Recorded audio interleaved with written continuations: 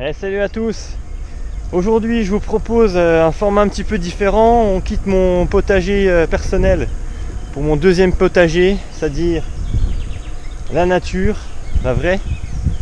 Je vous propose une balade gourmande pour vous montrer que même si on n'a pas de terrain, si on aime se promener en nature, si on aime être dehors au grand air, qu'on est observateur, on va pouvoir également se régaler de ce que nous offre naturellement toute cette généreuse nature. Donc à la fois c'est bon pour le corps, pour l'esprit, et puis vous savez que moi deux de mes grandes passions c'est le potager et le sport. On va conjuguer les deux. Donc au fil de cette balade gourmande, c'est parti.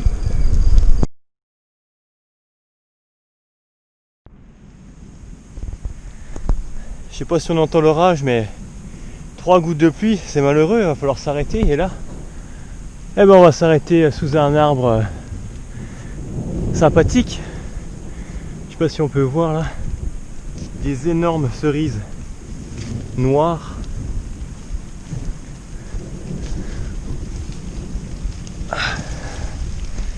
Comme ça.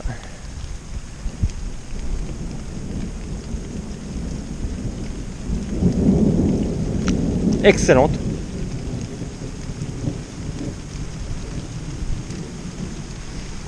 Et comme on peut le voir, il y en a, ça en est rempli.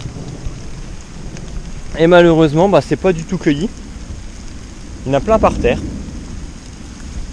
Juste quand je suis arrivé, il y avait une bonne envolée des tourneaux. Les oiseaux sont pas si bêtes que ça, ils savent où trouver la nourriture. Voilà, rempli de grosses cerises noires magnifiques. On viendrait prendre un petit panier, je pense. Il n'y a pas de trucage pour le son, c'est bien l'orage, vous entendez. On est bien là, on est bien. Un bon temps vosgien, parfait.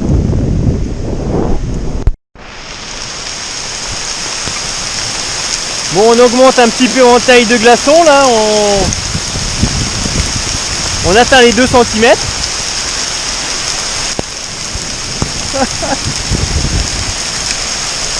Une rivière commence à se former. J'aurais peut-être dû me prendre un canoë ou je sais pas, mais bon, je voulais vous montrer des brindelles. Je crois qu'on reviendra sous des cieux plus cléments.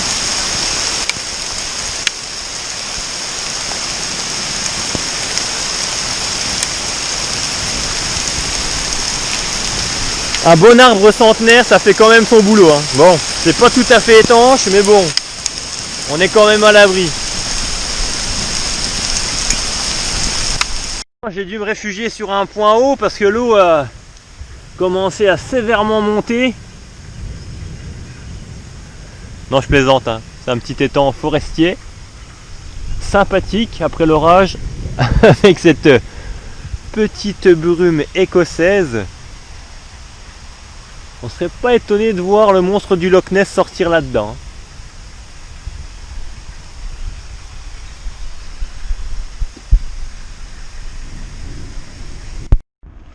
Bon, l'orage aura bien haché menu pas mal d'arbres.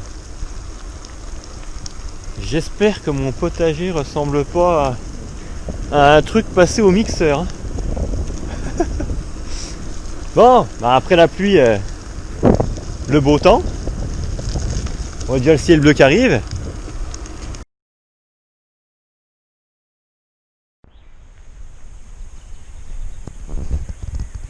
Ok, deuxième petite pause gourmande. Je sais pas si vous voyez bien, mais c'est entièrement tapissé de ces petites baies violettes. Des myrtilles sauvages. Elles sont excellentes, excellentes. Alors bien sûr, là on est en fin de saison, j'ai pas pensé à prendre la caméra pour vous la montrer lorsque vraiment les arbustes étaient pleins à craquer de ces petites baies. Nous on s'en est fait plusieurs beaux tupperwares pour pouvoir faire des tartes, faire un petit peu de gelée. Mais on va faire un petit tour si vous voulez. Alors pour les trouver, évidemment, il faut du sol acide. Là, il y a de la mousse, il y a beaucoup de conifères, sapins, épicéas. Et voilà un sol qui n'est pas du tout calcaire. Si votre sol près de chez vous est calcaire, vous n'en trouverez pas. Mais là, vous voyez que même après le passage, je pense pas être le seul à connaître ce coin, puisque il suffit de regarder là, et malheureusement même en pleine nature, là je vous assure qu'on est au milieu de nulle part. Il y a encore des abrutis qui balancent des machins en plastique. Et donc ici, ben voilà, même malgré le passage de pas mal de monde, je pense, il reste encore énormément de ces petites baies. Et là, si on continue, on voit bien, ça fait des chemins. Je suis pas le seul à connaître ce coin, que d'ailleurs j'ai découvert seulement cette année. Et à chaque fois que je fais un tour comme ça de vélo, je suis pas mal à l'affût, j'observe, voir ce qu'il peut y avoir un petit peu dans la forêt, sur le bord des chemins. Et on est souvent surpris par vraiment toujours des choses comestibles, exceptionnelles quoi. Soit des jardins de personnes qui sont vraiment superbes, soit des beaux fruitiers, soit des beaux arbres. Là, je pense que je dois être pas mal moucheté sur le niveau du visage là, mais bon. Donc voilà, un Brimbelle. Là c'est vraiment caractéristique, ces petites myrtilles sauvages là. Des Vosges, de l'Alsace. Je sais pas trop si on peut en trouver dans vos régions, n'hésitez pas à me dire en commentaire. Mais en tout cas ici, même ceux qui n'ont pas de potager peuvent vraiment se faire plaisir. Il suffit de sortir. Sortez de chez vous, allez dans la nature. Regardez ce qu'elle vous offre. Parce que là, c'est cadeau. Hein. C'est cadeau. Hein. Là, rien que sur ces petits fruits-là, en termes d'antioxydants, et là, on se régale. Hein. On se régale. Hein. Et ça en est couvert. Tout le coteau, jusqu'au fond là-bas. 300 mètres plus loin, il y a encore le même coteau que ça. Ça en est rempli. Aussi que si vous passez un petit peu dans le coin, je sais pas comment c'est dans vos régions, mais attention, les tiques sont extrêmement nombreuses ici dans le département des Vosges, puis un peu dans toute la Lorraine, je pense, même en Alsace. Donc regardez bien un petit peu sur vous, que vous n'ayez pas ces satanées bestioles, parce que c'est quand même porteur de la maladie de Lyme, qui est quand même une belle saloperie. Donc n'hésitez pas, hein, faut vous regarder, et puis si vous avez un truc, une tique, faut l'enlever tout de suite avec une pince exprès, avec un tire-tique. Donc on va laisser ce superbe coteau de Brimbelle, et on va terminer notre balade gourmande avec un retour par le canal de l'Est.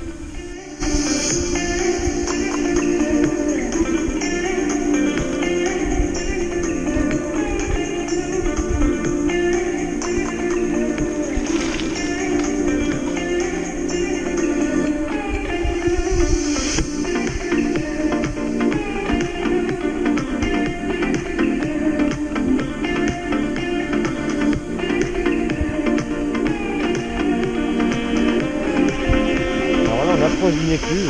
Techniquement, ici, à chaque écluse, on va avoir des arbres fruitiers. Et là, qu'est-ce qu'on nous propose? Voilà, des belles pommes. Superbe. Et là, on a ici de la prune. Alors là, je sais pas si on les verra, elles sont encore pas tout à fait mûres. Voilà, ici. Il y en a plein, hein, c'en est rempli. Elles sont encore vertes, donc on les discerne mal, mais c'en est vraiment rempli. Donc voilà, hein, tous les kilomètres à peu près, il y a une écluse. Ouais, tous les kilomètres, 2 kilomètres. Et comme ça, il y a 3-4 arbres fruitiers. Donc, pas besoin de dévaliser tout l'arbre, hein, on peut partager avec les autres gens de passage. Mais il y a de quoi se faire une bonne tarte, une petite confiture ou deux, un petit goûter, n'importe quoi. Voilà. Je sais pas si parmi vous il y a des amateurs de pêche, mais là, alors on est un peu en contre-jour, mais on peut discerner déjà les silhouettes sombres. Il y a des brèmes, il y a des carpes, on voit aussi un peu de gardons. Bien poissonneux par ici.